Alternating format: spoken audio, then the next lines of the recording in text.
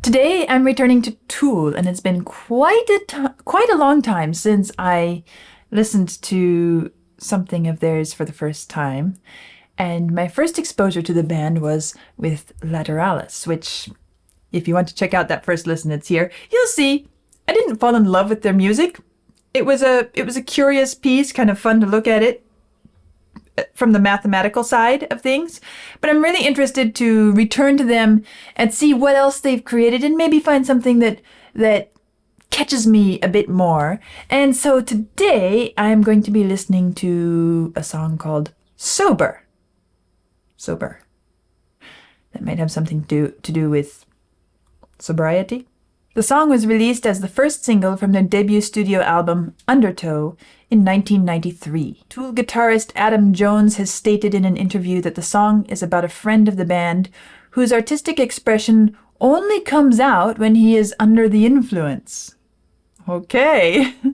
A lot of people give him shit for that, Jones explains. If you become addicted and a junkie, well, that's your fault. Yes, and that's an interesting topic, isn't it? Because who is to blame for addiction? I'm not sure blame is the best thing to think about. I'm not sure that faulting someone, anyone, is the best approach. But okay, this is going to be an interesting song to see what Tool has done with the topic, especially this idea that this particular friend was a bit dependent, not just for his own desires, but because he was more artistic. He could actually express himself under the influence. Let's see what they do with it.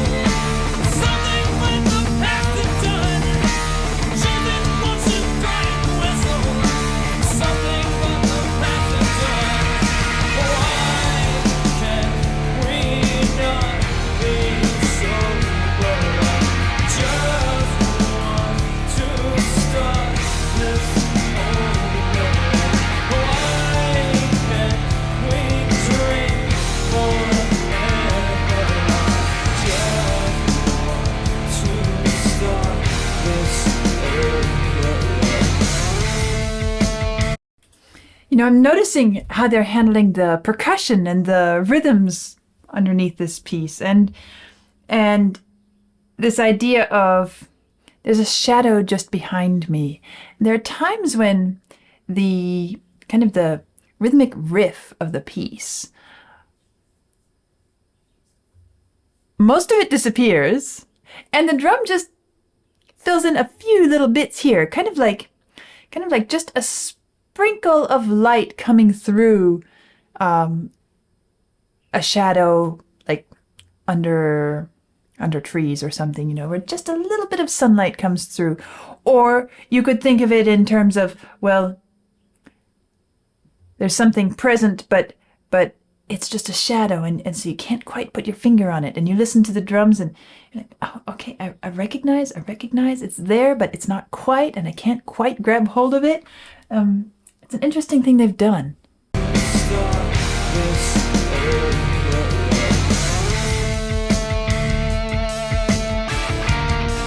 sort of setting it up here.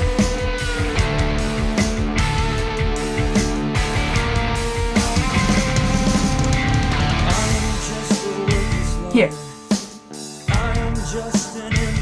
Just a touch of it.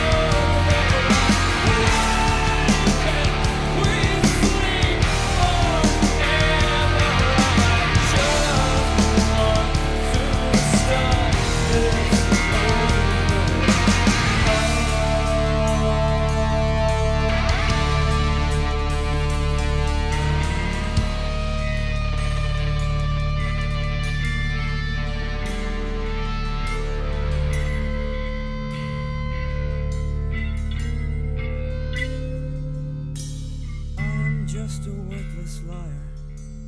I am just an imbecile. I will only complicate you. Trust in me and fall as well. I will find a center in you.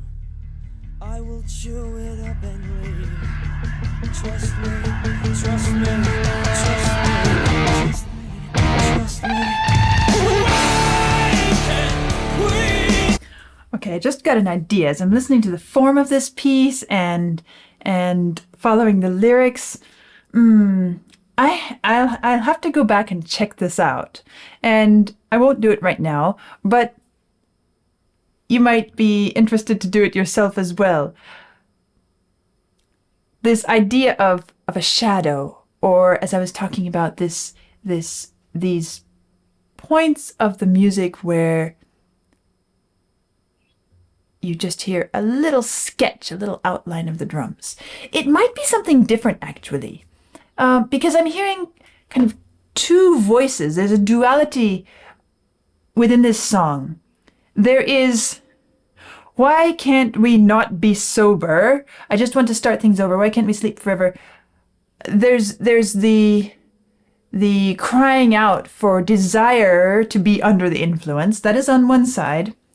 On the other side, there is the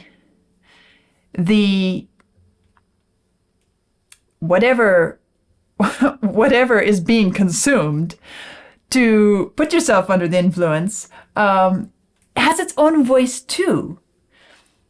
I am just a worthless liar. I am just an imbecile. I will only complicate you.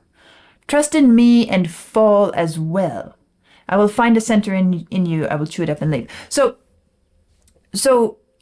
I'm wondering now, and I'd have to go back to check, but is the point where the instrumentation becomes very light and sketchy, is that the point at which we hear the voice of the influence? Because when we hear this cry, why can't we not be sober? There is the power of the instruments behind it. It's the calling out, the desire for something that has its hold on us. And so I feel like there may be something musical going along here as well.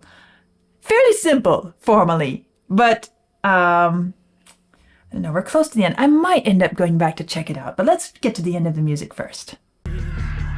Trust me, trust me, trust me, trust me. Why can't we not be sober? Just want to start things over. Why can't we sleep forever? I just want to start this over.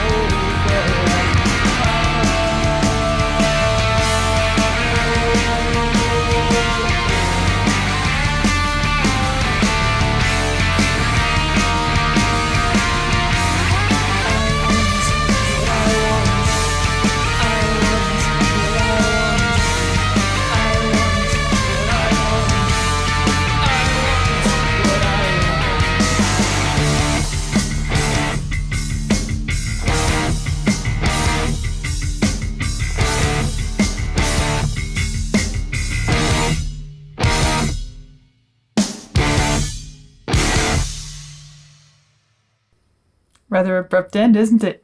Okay, yes, I do want to go back and figure this out because it won't take long.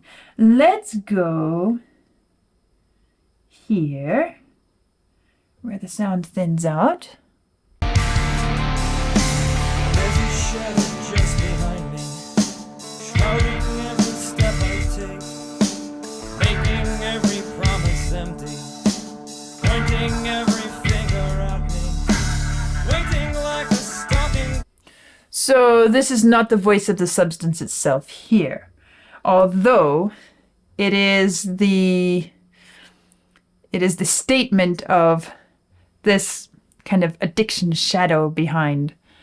So maybe my theory isn't quite accurate, but let's see what happens here when the sound is about the same. I am just a worthless liar. I am just an imbecile. This is the voice of the substance. Hate you. Trust in me and fall as well. And then here,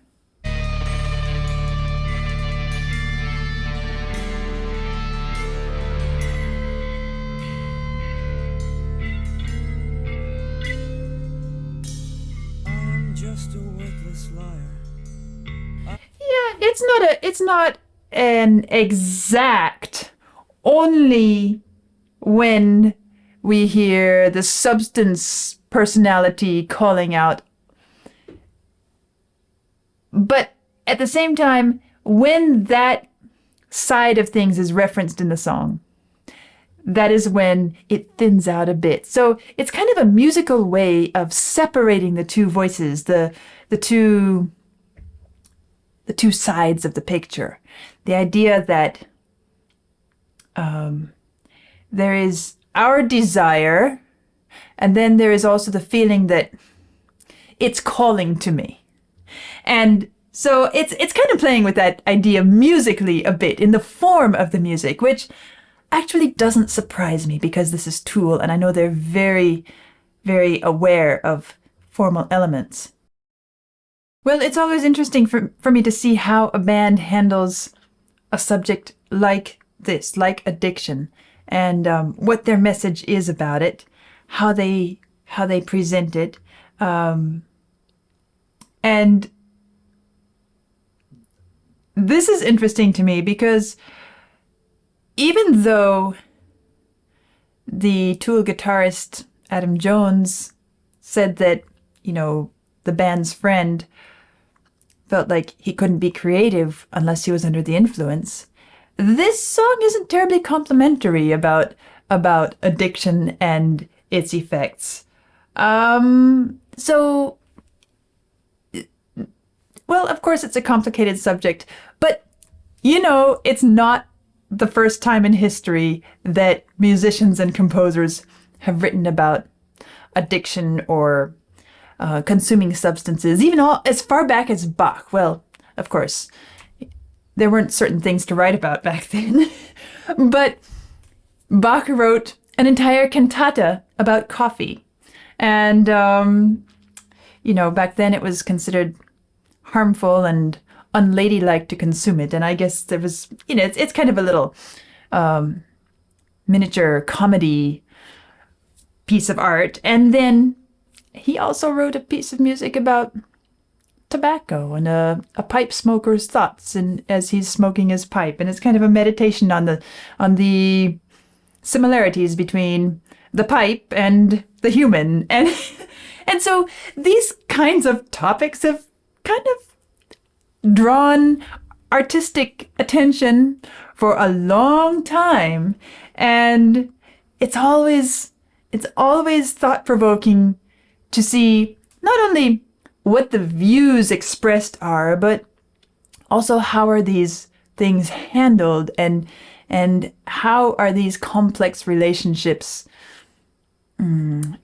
related to among musicians, artists, bands. And, well, here's another one, Tool's Sober.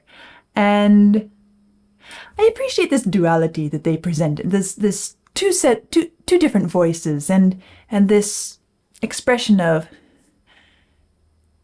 we have our feeling of we need it, but there's also the kind of perception that it's calling to me, and there's something outside of me that's pulling me towards it.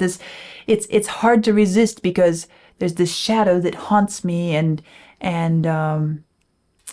makes promises empty and stalks me and kind of the battle that we face when we're dealing with those kinds of addictions. So yes, thought-provoking, musically well set, and that was my return to Tool with Sober. And I'm looking forward to whatever comes next, and I'll see you soon.